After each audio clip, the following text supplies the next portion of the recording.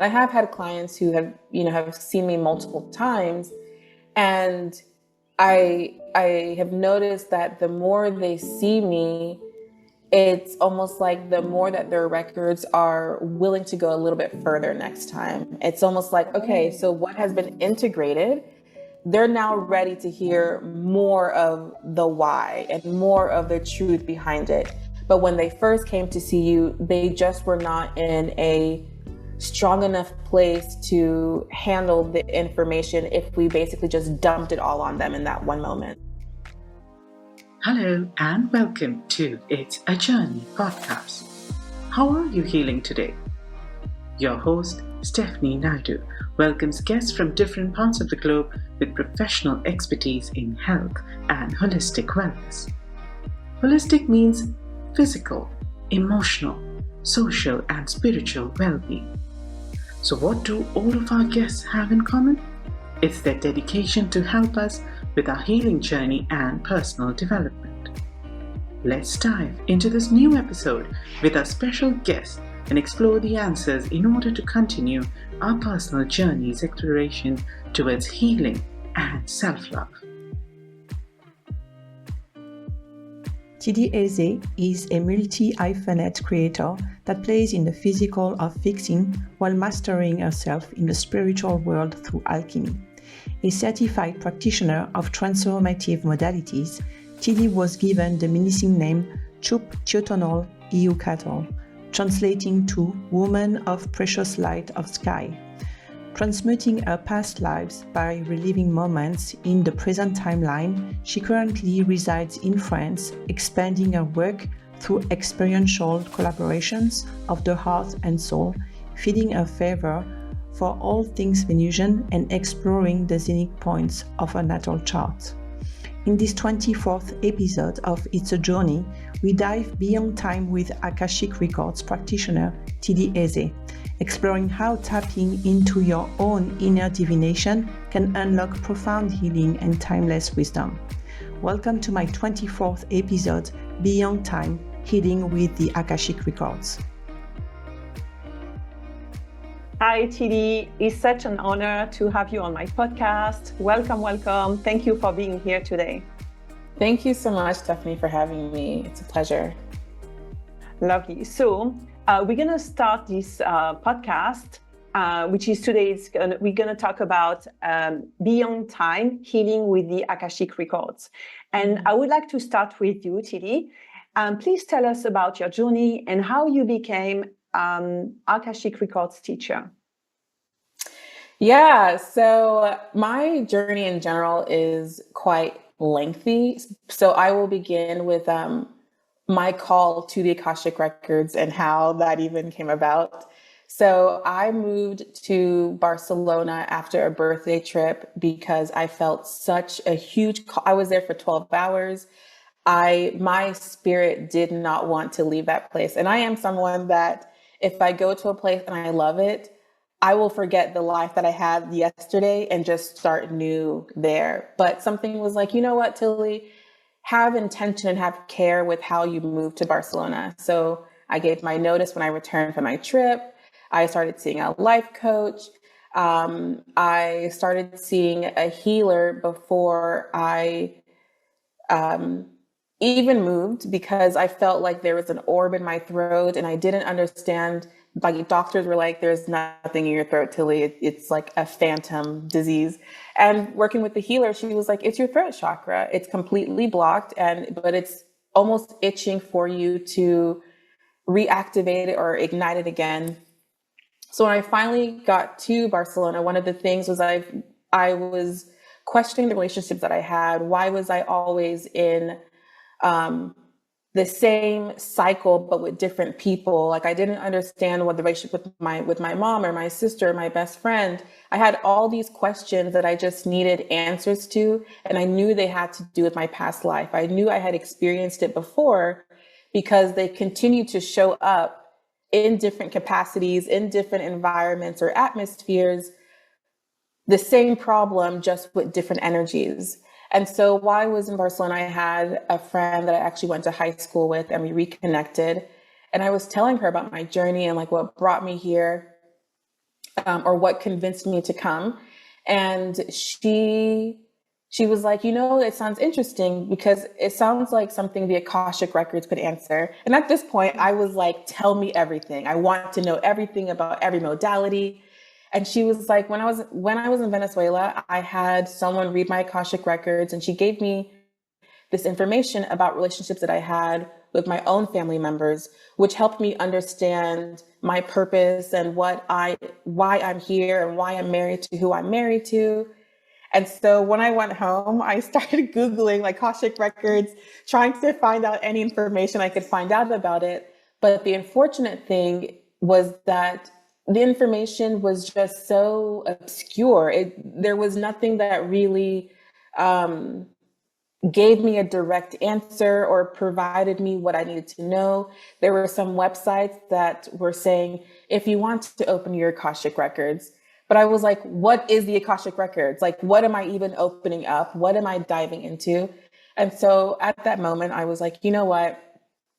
When it's meant for me to know more about it, for me to actually delve into it, it'll come. I always know, like, things happen for me in threes when it comes to information. It's like I hear about something one time and I was like, okay, that's for me to just know. The next time it happens, I'm like, okay, I should probably do some more research. And the third time it happens is when I'm actually meant to like work with it. And so I left Barcelona, moved to California, started working with an individual, and we had this agreement that because I was going to spend half my time in Spain and he was living half time in Europe, it like worked that we'll be in California when I'm in California, and then in Spain, I would just like help him out with his personal life. So there was a month, it was actually March of 2020, end of February 2020, I was meant to go to Barcelona for the month of March. And because there was a project that I had to complete, I changed my trip to LA. So I was going to be in LA for a month. I was going to continue working, do what I was doing. The second day I was in LA, I was in a car accident. And then that same week I had dinner with a friend, and we were walking past this place called The Den. It's like a popular meditation place in LA. And we went inside. She's like, I think you'll love this place. It's like your vibe completely. They have all these different services. And I look on the list of services and it says Akashic Records. And I was like, oh my God, I am going to book a session. I booked the session. We were meant to have it that Friday. The next day we were put into lockdown. So everything was completely shut down. They emailed to reschedule, and they're like, we'll let you know in 2 weeks when things open up again. As we all know, it wasn't 2 weeks that things opened up again. And so I wound up not actually getting my records read until I believe it was May of 2020, because they kept pushing back the timeline of things opening. And they said that, the Akashic Records, we prefer to have it done in person in the studio. And so I just waited. I mean, at that time, I was taking an intensive astrology course. I was, working on my own treatment from the car accident. So I was like, I'm kind of in no rush, but I also was at a point in my own journey that I knew anything that was delayed, it was for my own good. It was for my higher self. So I was like, it'll happen when it's meant to happen. I'm not going to force this. So when I finally had my session, I honestly, it's something it's still recorded, and I listen to it on occasion because it changed me in a way because it shifted all my perspectives. It answered the questions that I had about cycles that I couldn't get out of. It answered questions about people in my life that I was questioning. I'm a hopeless romantic. And sometimes people will be shocked when they hear that about me, but I love so much. And the Akashic Records is unconditional love.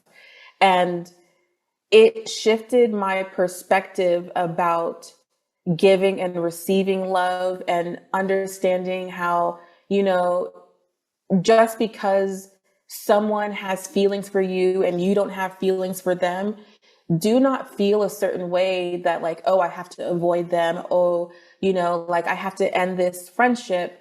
Understand the power that it is to be loved, to be desired, and allow that, to not necessarily feed your ego, but to feed your soul. And to also understand that there will be people in your life that you will love in that same capacity and will not love you back. And that's okay. So at the end of our session, he was like, also, your guides want to tell you that you should be doing this. And that's a message that I have received from all the practitioners I have worked with. They've always been, Tillie, you're meant to be on the teaching end, on like the guiding end. You stop being this student who's looking for all these answers. You are meant to be the one who provides answers and understanding for other people. And hearing it from him during my Akashic, during that session, I don't know, it shifted something. It made me see that like, okay, let me release my ego and let me release whatever fear I have about being an actual practitioner and a guide for other people. So the moment we got the call, I went online. I was like, okay, when are they doing a session? And they were actually doing a session that weekend.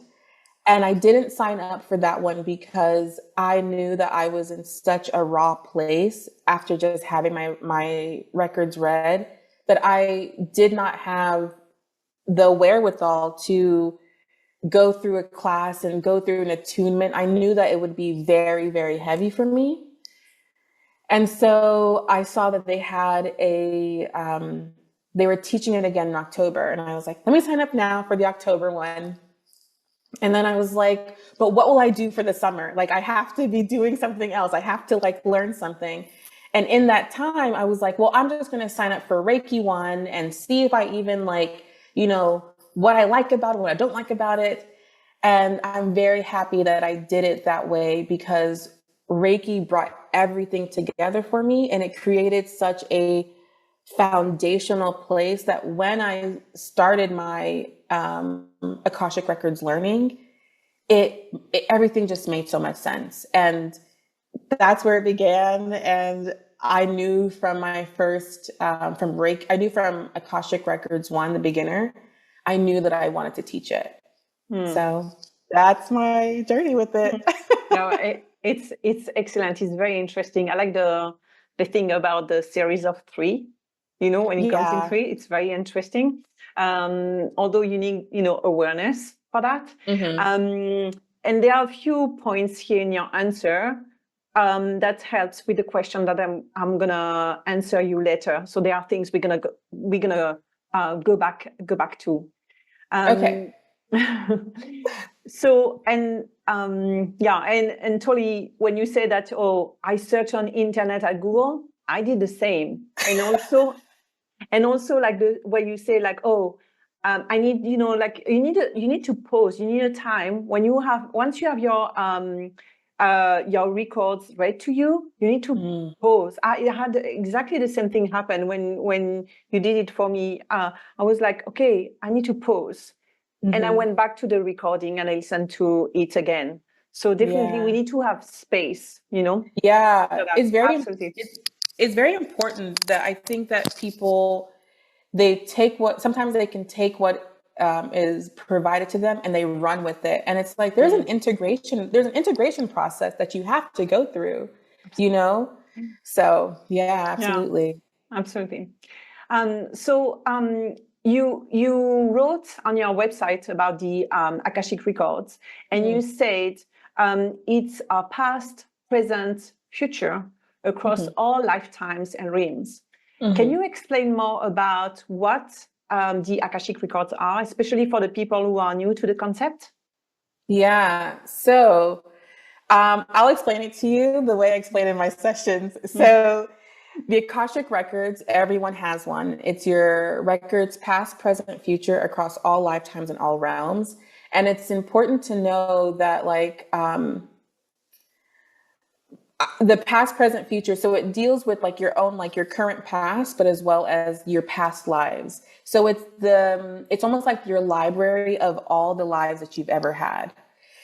The thing about, I also mentioned the future because a lot of the actions that we take currently, they will affect our future, but they will also affect our future lives that we are not yet living.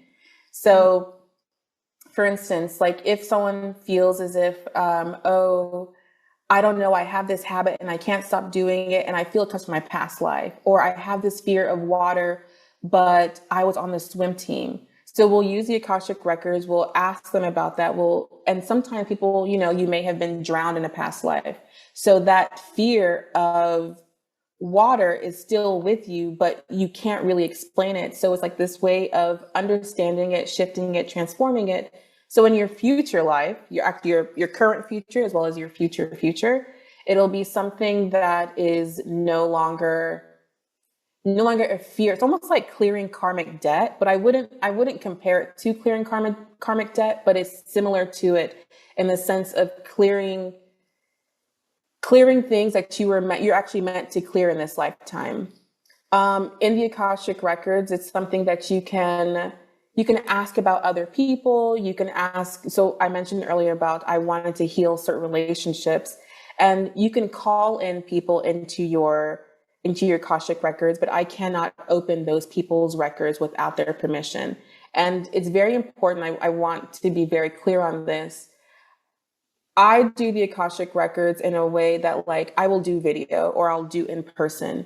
I've done it on the phone before, but I don't actually like doing it on the phone because I don't know if there's someone else in the room with you and their energy can actually pull into the records and open it up. It's also important that if you ever have your records read, that you grant that person permission to open your records. So it's because, again, it is, I'm just the channel that provides the answers, but you are the one who is allowing me to basically open up your vessel to see the lightest and the darkest parts of your soul. The Akashic records, they're also subsets of it. So there's the portion where people just ask questions for clarity, for understanding, to shift perspectives. But there are 4 other portions or subsets that I don't do when I'm doing the question part. There's something called cohesion, there's ancestral healing, there's past life regression, and there is channeling. Channeling is, someone who has a loved one that has passed on and they feel as though they ended in a non-amicable way, and they want to either say they're sorry, they want to see how the person's doing. So I would channel that passed on person. Ancestral healing is it's literally that. There's something in your ancestral lineage that you want to heal so that it doesn't, it's no longer stuck to you in this current life, but it also heals your lineage for the future. Cohesion is, someone would come to me and say, oh, I can't stop smoking, but I also I've tried so many things. Cohesion is where we will basically split yourself in 2. And there's a part of you that does not want to quit smoking. And there's the other part of you that wants to quit smoking. So we'll do this work where we basically go back and forth. It's actually you doing it. I'll be asking questions, but you yourself, it's almost like you open up your own records with me, and we'll go back and forth until you get to a point of either you're so okay with not giving up this habit. You're like, it's just a part of who I am and I'm okay with it. And you no longer have this urge to stop smoking. It's like, this is who I am. That's what it is. And then there's the other part of you that you're kind of like, you know what? I'm happy. I'm done with smoking. I'm good with this. So a lot of times people will use that for habits. And then past life regression is, doing a past life regression. I don't do that often in the Akashic records just because I can do it in a shamanic way, and the shamanic way actually allows you to do the journey yourself. So that is, yeah. So the Akashic records is it's almost like having a portal to answering every single question in your life that you feel as though is a blockade or barrier from you achieving your highest dreams or your purpose. And the only two questions I do not answer, I'm very clear about this, is when will I die and who I was to you in a past lifetime. There are other practitioners who may answer that. I just choose not to. Okay, perfect. So we have a little bit more clarity about Akashic Records, and you start talking about the questions we can ask, which also something I wanted to ask you. What are the areas they can explore through the Akashic Records?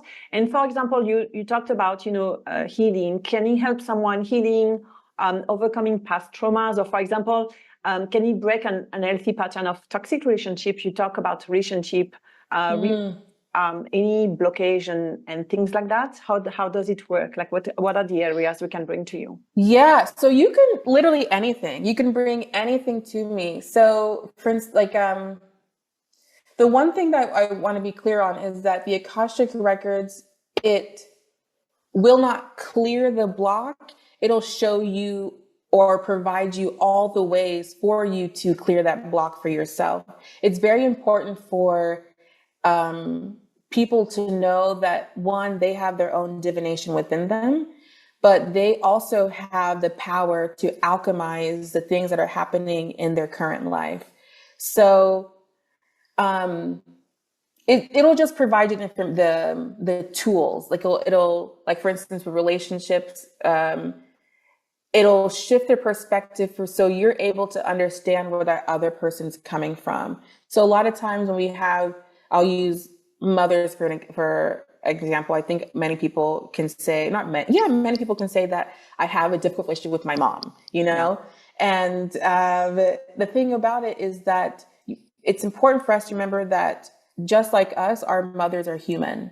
They did wild things when they were young. They made mistakes, and at some point they had us. And so it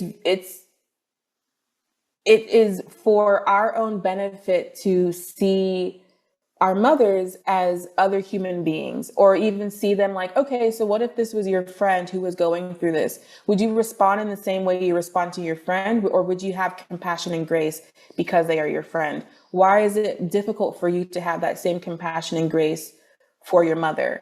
Or like, okay, this someone's mother is very toxic or abusive.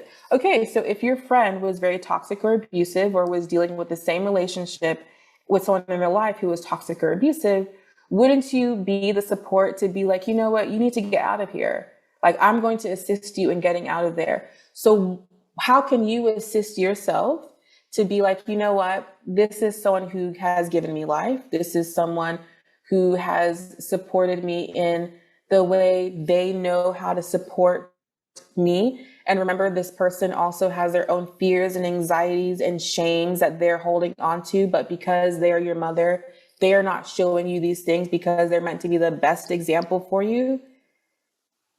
It just shifts, not even the blame, but it shifts the understanding, but also shifts how we are dealing with it, how an individual deals with like a crappy boss or horrible work environment.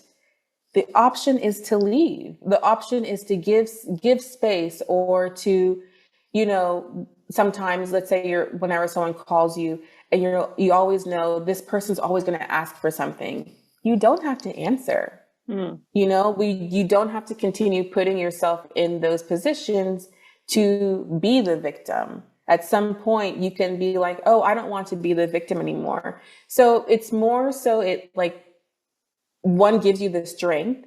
It's very clear because certain things come through in a way that the only person who would know that would be you. But it also allows you to take back your own power. Not to say that everyone after a session, they're going to be like, I'm going to do all of this. Again, we have free will, and some people just aren't in a place where they are emotionally sound enough to make such drastic decisions or to cut people off or cut jobs off or cut or release things that they know are not a benefit to them and their spirit. So and sometimes because we ask so many questions during the session, there is some areas where we're gonna make progress, where there's gonna bring some light on, and other areas where it's taking a little bit more time to really understand what's behind, right? Yes. So there are many things we talk about. With these questions, and sometimes we also have like these special messages about our guides who has also these messages for more clarity or something, bringing some light on one topic, something we need to be aware of. Yeah. Okay. Now, can you walk us through the process of accessing the Akashic Records from you? Okay. And how do you prepare yourself before accessing someone's record? My other question is, how do you ensure that you are interpreting the information accurately? So this is a little bit from your perspective from a practitioner. Okay. Yeah, so maybe begin with the first one. So the way I access the Akashic Records, there's an Akashic Records opening prayer. So when I was just in, I did beginner and advanced, the way I would access them was my teacher provided us an opening prayer. But once I became a teacher, one of the last classes is that you work with your own Akashic Records to create your own new opening prayer. And that prayer, when you teach your students, is a prayer that they'll be using to open their clients' records until they become a teacher themselves. So there's a prayer that I use. There are certain words that I say that, and they're very specific to the individual. And then I say part of it out loud, and then there's a portion where I say it inside, and then the last portion, I say it out loud again. So that's how I open them. It's also very important for me to always close out someone's records. So before I end a session, I will, have them mute again, and I will close out their records. And so there's an opening prayer and then a closing prayer. Wait, do you mind the other? Yeah, no, that's completely fine. So how do you prepare yourself before accessing someone's record? Because it is yes. Private and so exactly. So I always give myself like half an hour to silence my mind, to just like really clear the energy around me. So I won't watch any television. I won't use my phone. I won't have anything that has potential to disturb my own like balance. Because I know that it's very important for me to be completely clear when I go into a session with someone, because it's solely about them. And I don't want anything around me before that time to obscure what the session can be about. Let's say if I like watch something very, very intense and then I immediately go into to opening someone's records, like there hasn't been that transition time of settling myself and then working with someone. I have things that are very quiet. I don't necessarily have any sort of sound. Sometimes if it's like a sunny day that like today, I'll go outside and sit under the sun and because I use the sun as a way of cleansing. So I'll just allow the sun to like cleanse me and to like release whatever obstacles that I have endured for that day, so that I'm basically completely fresh for that person.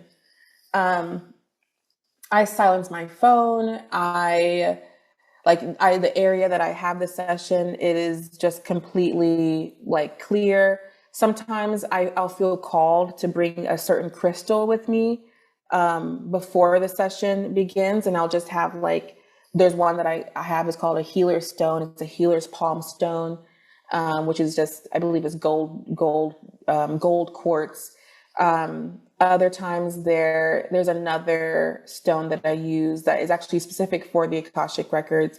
And I'll like go to my crystals and I'll sort of like put my hands over it, and whichever stone calls to me. I even use like different colors when I'm writing during the records, because one of the ways for the information to come through clearly is that I'll have to like write things down. Or if someone asks me a question of like, what should I do about this? Sometimes I'll go silent and I have to like write down what their guides are saying, and then I'll read what was written down.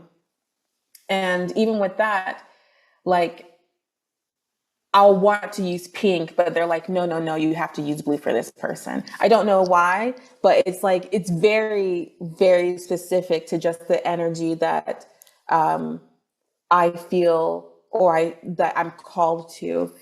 And then the ending part of about me knowing how I know the information is not like me versus their guides.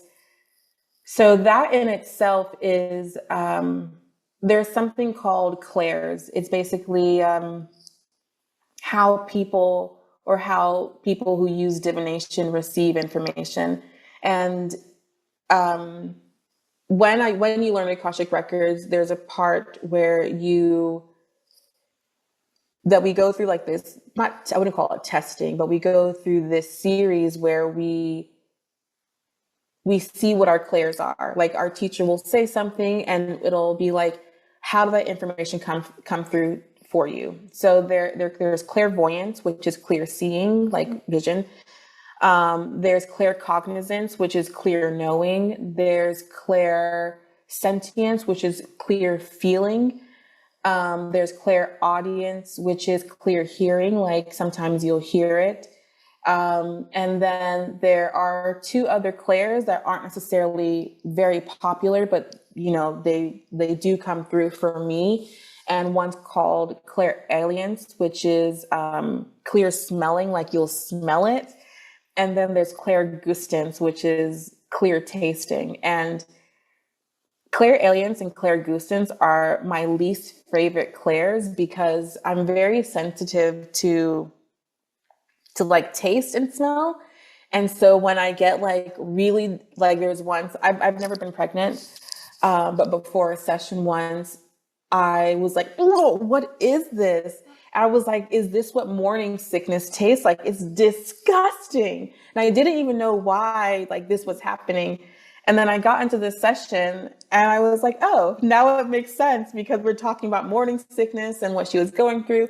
And I was like, this is the most disgusting thing I've ever tasted. But it was important for me to have that information so I understood more about this session and what was happening. So a lot of times, another way is that like, because the Akashic Records is unconditional love and it's purely no judgment, there are questions that I have been asked that if I were outside the records, you'd get a very different response. It would not be nice at all. But in the records, it's so angelic. It's almost like you were, you don't have like my own personal judgment is not there. It's a very different response of just like, I see you, I know what you're going through. People always say this, we're just spiritual beings having a human experience. And like, it's just pure love. So the way I respond is in a way that like outside me would not respond. So that's how I always know it's it's not for me at all. So yeah. It's so interesting. Like the fact that there are things that you can feel that gives you more empathy when you're going to give the message. If you can, feel really in your body, it's, of course, it's different than just like, okay, hearing something and just repeating. It's way more than being just a translator or interpreter. Yeah, no, and for sure. And I will say about like the feeling part, a lot of times people would come and some of their questions will be like, I have very bad anxiety, or I have stage fright, or I have this. And, I think that there is a lack of understanding sometimes in the outside world where they're like, oh, just get over it. Like, like just imagine everyone, the audience naked. But then in the Akashic Records, when the person asks about the stage fright and you feel this crippling feeling, you're kind of like, oh my God, you can't have anything else but like care for that person, because you're like, because I'm feeling what you would typically feel when you're going through stage fright. I get it. I get why you're afraid of being seen. I get why you're afraid of speaking in front of other people, and why it's just not a thing of like, well, it's your job, just do it. It's like, it's something deeper. So yeah, absolutely. Okay, it's fascinating.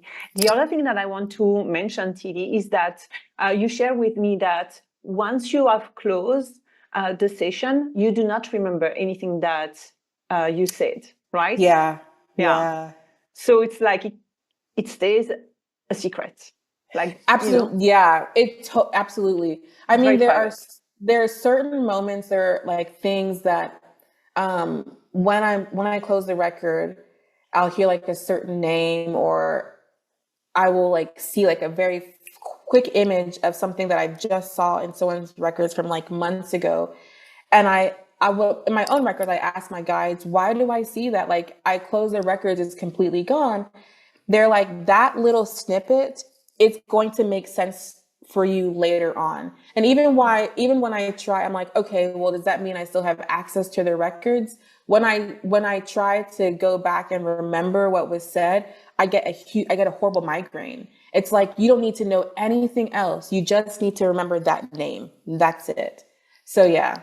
Yeah, that's very interesting. So during our session, I'm keeping the topic on, like, the session with your clients and the session you had with me. There was a couple of times when you asked me a question or sought clarity before sharing the message from the records. So, for example, you asked me how my divorce impacted me. So, and then after that, you went on with the questions, but you were looking for something, you were checking. So how do you handle situation where the records reveal some information that may be difficult or painful for the client to hear? Yeah. So one of the powerful things about the records is that, again, because it is that person's records, the records will know how much that person is currently able to hear and handle in that moment. So that's why I know that, like, whatever their guides are telling me or how it's coming through, I know that is something that they're able to receive in that moment. And I have had clients who have seen me multiple times, and I have noticed that the more they see me, it's almost like the more that their records are willing to go a little bit further next time. It's almost like, okay, so what has been integrated, they're now ready to hear more of the why and more of the truth behind it. But when they first came to see you, they just were not in a strong enough place to handle the information if we basically just dumped it all on them in that one moment. So yeah, it's like, I can't remember. Yeah, I can't remember anything. But if I asked about the divorce, it was something that, like, they may have shown me something, but I personally was like, can I ask that? And the guys are like, yeah, you need to ask her about this, you know? Yeah. So yeah. And just now you mentioned, so that with that client, so this client comes back to you and asks you, so I'm guessing with another set of questions, or maybe she's making also progress, in our life. So then your clients come back to you, can consult with you again multiple times. Yeah. You open the records, then you share, another reading with them, right? Yes. Yeah. Okay. Absolutely. Right. Yeah. Okay. Do they do that? Like, is there, like, for example, like, I'm not going to say a ritual, but something like, for example, of like once in a year, or not at all? It's really like, it depends on the person and maybe your work that you do with them. Yeah, so it depends on the person for sure. Some people will come for an Akashic Record session, and then next time they'll want Reiki, and then next time they're like, okay, I'm ready for something shamanic, Other times, and I will be clear that I do not think you should be coming to me once a month for an Akashic Records reading. Like, I feel the one session provides you so much information that it would be lasting you months. I've had people who have come just once and it was enough for them, But there are others who need further support, and how that support comes through can be many different ways. Or they'll come for Akashic Records and they want to ask all these questions. And I will offer, like, how about we try something else, but we'll do it in your Akashic Records. So it's more of healing the past, healing your current state, but also healing it so that you clear up what is meant for you in your future. Okay. Yeah. All right. Yeah, got it. Now let's talk about your weekly connection on Spotify. I really enjoy listening to it because you share message from the Akasha and other modalities for spiritual guidance and support. It's very fresh. It's very informative. It's also very intimate, as it's another opportunity to know you. And I think I really like this moment where I thought you were just talking to me. Like, when I listen to it, it's very friendly, and I really liked it. And during one of your latest episodes, you did Reiki with the Akashic Records, which is something very special that you do not do, all the time. You do it with your clients. Give us a little bit more details about your show. Yeah, so Weekly Connection actually, it came about because I used to get such intense downloads during new and full moon cycles. Oh. So I would get the downloads and I would like type them up and just post them on Instagram. The thing about it was that people would relate to it, and then they would come to my DMs with their birth chart and be like, okay, my Libra's in this, or my Aquarius in this, or this is what's happening. And I was like, you guys can just book a session. But then I realized, oh, you're providing them with some information, but it's not information that necessarily answers it specifically for them. So it came about so people could sort of stop DMing me. Okay. But it also became this way that, like, it's very important for me to provide as much information as I can, because I do know that it's a privilege to be able to find someone and afford a session. I do know a lot of people cannot afford it, or it's just not in their budget right now. And so the Weekly Connection is one of those things where sometimes I'll do like, what are the messages for the new moon in Gemini based off your Venus placements? And I do that specifically because in esoteric astrology, Gemini is ruled by Venus. And so, one, I'm providing information so you learn a bit about astrology. But then I go into the records and I will go through each Venus placement. So you go to your birth chart, you'll find your Venus placement, and then that information is for you. Almost like a little guide to get you through that new and full moon cycle. And so the podcast has now become something that, yes, it was about like getting on my DMs, but now it's a way for people to almost get like a free session for that new or full moon cycle. because I know there are many people or many other practitioners out there who will give like a little sample of something, but the individual still has so many questions. But then if they're kind of like, you have to book a session, or you have to do this, or you have to do that. And it's like, that's kind of unfair. It's almost like saying the people who are able to, or more deserving of having access to this, and people who at this moment do not have, oh, well, figure it out on your own. And so for me, it's more of like, all right, if you can't afford it, this information is for you. You can go back and listen to other podcasts. There's like, I do power songs. I think I once did a shamanic journey.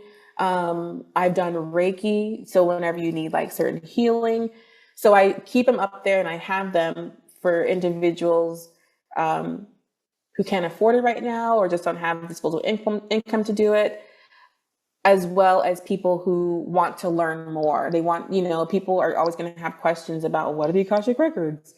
And the more that they listen to it, they're kind of like, oh, I get it now. I see. In each episode, I sort of explain like how the records work in some way. And so they're like, oh, I can ask these questions, or, oh, I can do this. And I also want to be very clear.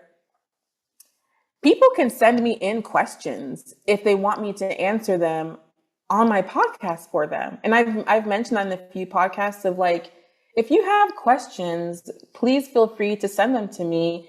And in the next episode, or possibly the episode after that, I'll answer them. So they'll also, they'll hear the question. They'll be like, oh, that's my question. There's almost like a little bit of personalization that's possible on the podcast as well. Yeah. So. And I think, I mean, for me, like I work with different, on my healing journey, I work with various practitioners. And I know that sometimes I didn't know exactly, first of all, I didn't have any knowledge on one specific modality.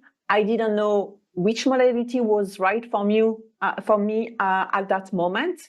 And I also wanted to make sure that I could trust, or it could be a good fit for me, like, specific practitioner.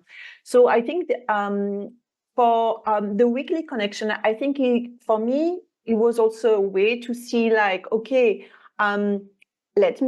because sometimes we are shy to ask questions, or we are shy to be like, oh, I don't know what is that Akashic Record, no idea. So it's like, okay, let me put my toe into the water and then see how it feels, yeah, exactly. So I that's why I think it's very valuable. And again, I feel that for some practitioners are different, choose different media, different channel. And I feel that your podcast is very intimate. So now I know the story behind, and I understand why it feels this way, So I think it's great. Thank you. So thank you so much for that. Keep going, keep doing it. So my question is about, because, okay, we, from like a, astrological point of view, we are entering, or some astrologers say we already entered the era of Aquarius. And during this time, we often talk about the collective consciousness. So have you ever accessed any information about any major global events or period of time through the Akashic Records? And my second question here is that, have you noticed patterns or themes that constantly arise in the records for clients during this time of history? And if so, do you think it indicates something about our collective consciousness? Yeah, that's a big question. That is, yeah. So I'll actually begin with the last question first, because I think so. One of the things is that a lot of times people, the one pattern I've really been picking up on that I think is more that it's more rampant now than even when I started doing the records, is that everyone wants to know what their purpose is, because the life that they're living right now, they are not happy. They feel as, and it's sometimes it can be very disheartening because they realize the person that they married isn't who they thought they were. They're realizing my kids turned out the way they turned out because of me. Like I should have been more strict, or I should have been more lenient. I should have been, the relationship that I have with my family it's happening because of the things that I have turned a blind eye to, or ways that I've enabled. And now, especially because, so I only take clients who are 18 and above. I do not do minors. So one of the things is that, like, you have people who are in their late 30s, 40s, 50s, who've already lived and had like a life that they thought would be the life they would always have. And they're now like, oh my goodness, I have a law firm of 50 amazing lawyers. But without me, I would have to close things down. It would crumble. So there is like this back and forth of, I don't want to let these people down who have basically helped me build myself up.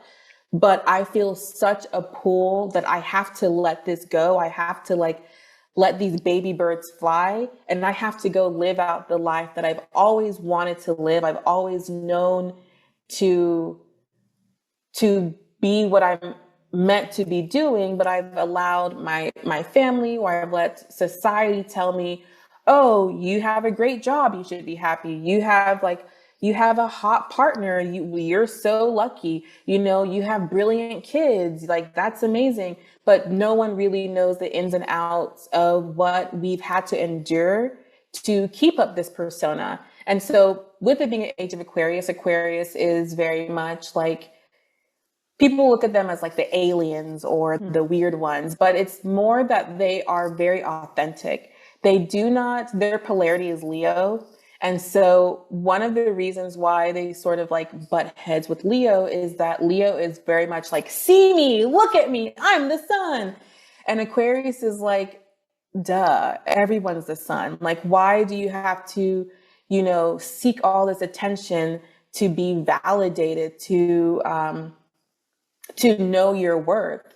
Don't you already know that you're valuable? Don't you already know that like you are you because it is you and there's no one else like you? So why are you making a big show of it?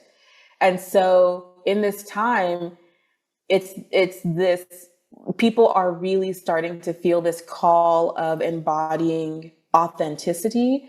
And that's very difficult for people who have always either been fake, or they've tried to keep up with the Joneses, or, everything that they did it for the validation of people around them, or to be the cool kid or whatever. To release all of that now, it is to ask, what am I actually meant to be doing in this lifetime? And so that is one of the collective thing that I feel that people are really wondering, and they're questioning. But I want to be very clear that there are many people who have always been authentic, and there is going to be like a clash of the titans when it comes to the people who have always been authentic and the people who are now trying to discover their authenticity. It's almost like the people who have always been authentic are going to have a difficult time being patient or understanding for people who have made their name from being very fake. And now they're like, all right, I'm going to be my real self now. And they're like, okay, do you want a cookie? So it is going to be interesting. It will be interesting, I will say, but it also will be something that's humbling for both sides, where, it'll teach those who are on their journey of authenticity and being their genuine selves, of like, one of the things about authenticity is that not everyone will like you, and that's okay. And then the people who have always been authentic, it'll be this thing of like, all right, I can have grace and compassion for the person, but I don't have to be around them. So absolutely. And about receiving, if I've ever received information about major events or things like that, I wouldn't. So one, I never, I wouldn't say never. I don't typically ask the records about information about any sort of global events or major economic or political shifts that are happening, because again, it goes back to everyone has free will. The records can tell me one thing based off of all the information that is out there right this moment. And then there can be someone who is in a very high place of political power.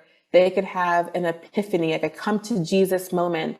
And the decision that they were going to make an hour from now, they have decided, I'm not doing this anymore. And that in itself will completely shift what the Akashic Records has told me. It's going back to also being future.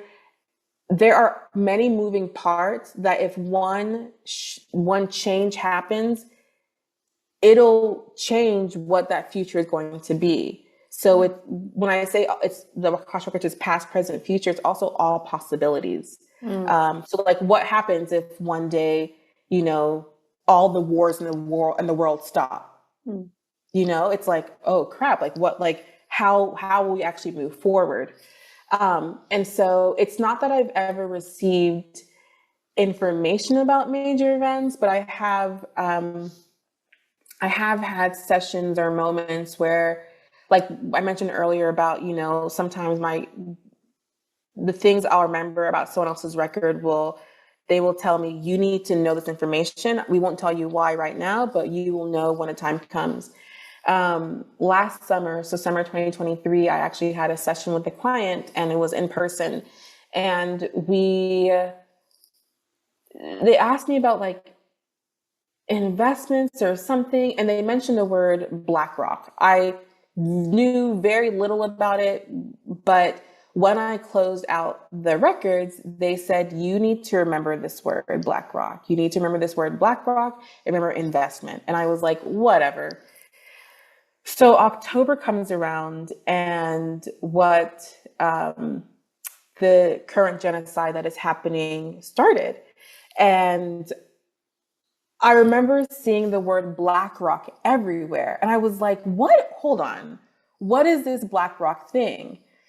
And there was a conversation about divesting from BlackRock. And then that's when, at one point, my guys were like, do you see now why the information that we had you provide to this person, we couldn't tell you the details behind why, but we told you the details of what to tell the person. And then months after that, I believe it was November, December,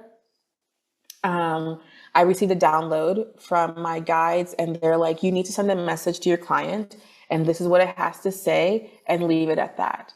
And I did, and that was it. So it was I would receive things about key players and something that will happen, but I don't know what it is that will happen. So yeah. Yeah, it's very interesting. So, I mean, first, this huge shift that you were saying at the beginning of your answer about authenticity. And I think it's because now, I mean, a lot of time before, we didn't have to think about that because we were supposed to play a role. I'm a woman, I'm supposed to be at home, taking care of the children, and that's it, But because of this huge shift, I understand why you have all these people coming and asking you about, their true self, or even what they are supposed to do in their life, and all that. Yeah. So it's very fascinating. And the other thing that I was also thinking is that it's interesting, and I think it's something that, I mean, personally, I have to learn is that it's difficult. I was saying my rising is Virgo, is that you cannot be in control of everything. There are things that you need to know at a certain point of time. Just accept it, listen to it, and then you will see, later. And so sometimes this part of it's okay if you do not understand everything, if you do not have all the answers at the moment, it's okay. Each thing comes at the right time. So yeah, okay, that's that's very good. Now I want to ask you about is there something, is there like a specific question that you have coming from your clients, or even, people who are not familiar with the Akashic Records, something maybe that they have some false ideas about? Is there something that people ask you about that comes back often? Oh, I don't think I've ever had a client that has not asked me what is my purpose. That is the most that is the most common question. And the one thing about the Akashic Records is that the Akashic Records is not going to tell you your purpose, but it will tell you the things that you should be doing or you could be doing in your life for you to find your purpose. Because finding what your purpose is a journey. It's a self journey. It's a journey of self-discovery, self-realization, and really understanding who you are. And so it's sort of, they're kind of like, that's too easy. If you come to us and ask, what is my purpose? So that means that you figure out what your purpose is, and then you just quit your entire life around you. That in itself is going to be such a huge shock to your system that a lot of times someone will not be successful if they're not doing it in stages and steps, So it's that I think is the main question. I can't even think of anything else people really ask me, because aside from that question,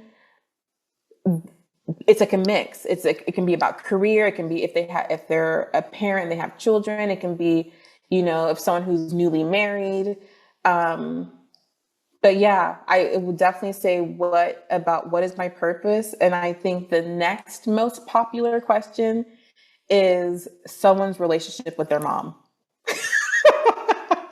Yeah. Really? I'm not joking. I mean, across the board of genders, it's like that like my mom, like, is my mom okay? Like, how do I deal with my mom? So that's very interesting. But I see the positive side is that, because sometimes there are like some family history or trauma things that are passed through the mom. So it means that the more people are going to ask that question, the more healing, hopefully, we are doing, and then changing the things for the next generation. Exactly. But it's very interesting. Okay, all right, super. Thank you so much. That was not expected. The last question that I ask for you, and I always love to ask that question for people who are listening to my podcast on a regular basis. I always ask this question to my guests, because I think I always have nice answers. I have lots of surprises, and I also think it's like, okay, kind of like I'm being very curious here. When for you as a practitioner, what is your daily practice? So even if it doesn't have to be related to your modalities, or maybe, but what do you do as like maybe a ritual or something like that in morning, evening time? Some things you like to do. Yeah. So actually in January of this year, I started a new practice or a new ritual, because I'm a practitioner of heartfulness meditation, but I also found that there were certain things that I wasn't necessarily receiving from it.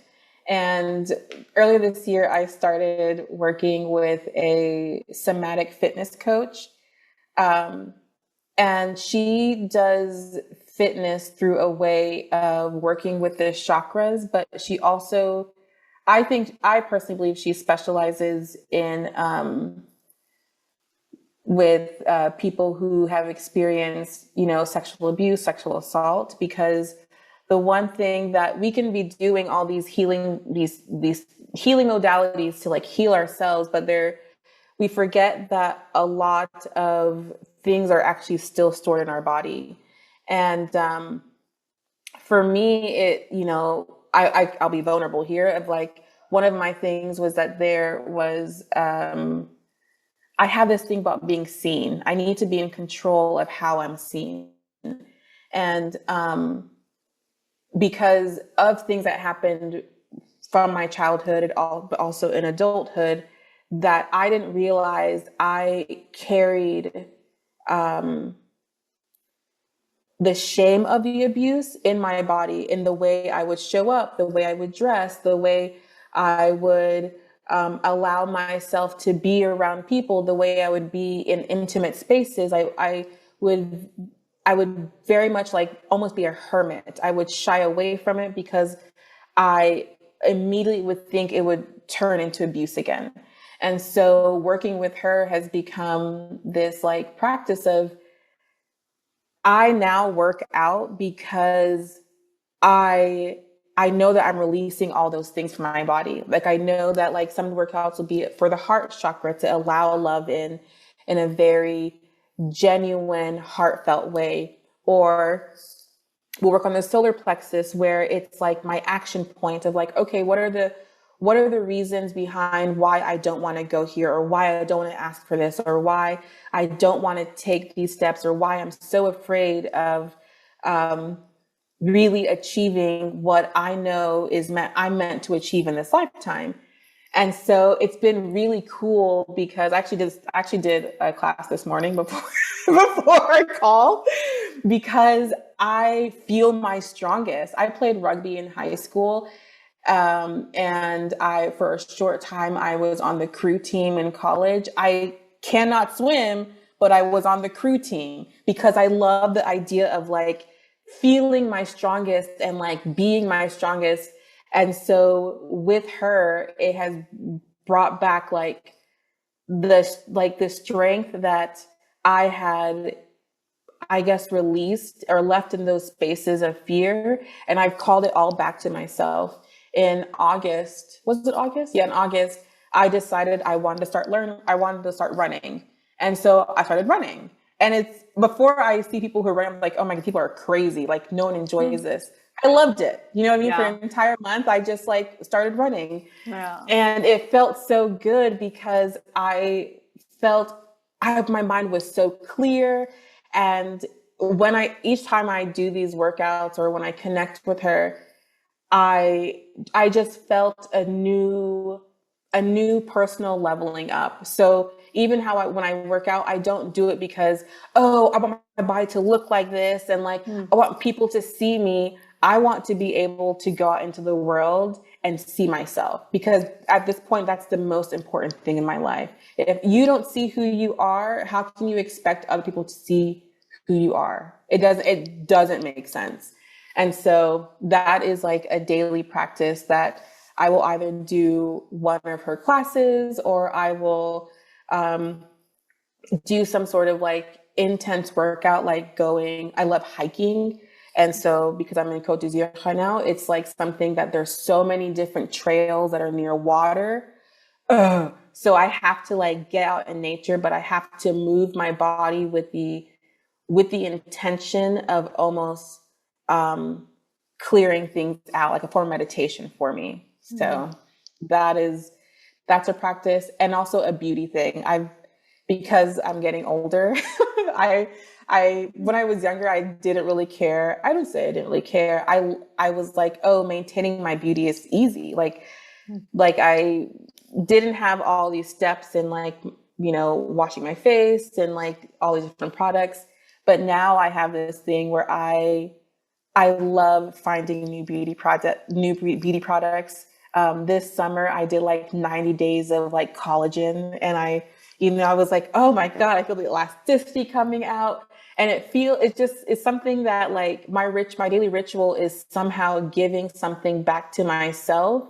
And it may seem mundane, or may seem like you should already be doing that. But because I have joy in doing these things, I'm happier to do them, rather than like, oh, well, if I don't do this, I'm going to like gain 10 pounds. It's more of like, oh, if I don't do this, like my day won't be set, like I won't be my happiest. I won't be my strongest. So, yeah. Thank you so much. It's very, very nice what you share. Yeah. And you say it all when you say like, it gives me joy. Exactly. Yeah. I can totally feel it, that it gives you joy. Yeah. Thank you so much, Tillie, for this wonderful time, for sharing so much about you, about what you do, and about how you can also help people, how the Akashic Records can be helpful for people to discover. So thank you so much for your time. Thank you. I loved it. I didn't know that I would, get even more clarity from I guess just answering your questions, but I feel as if it's allowing me to let other people see me. You know what I mean? And so that feels great. So thank you so much for this. Wonderful. You can learn more about Tillie on Instagram at Tillie Eze and through our website, tillieeze.com. If you didn't have time to write everything down, or if you have any doubts regarding the spelling, no worries. All the links are listed in the show notes. If you are curious about the Ujjivati community, check out our website at ujjivati.com. Thank you to all our listeners.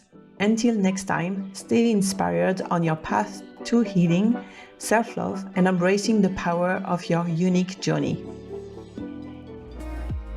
Thank you for listening and for taking time for yourself.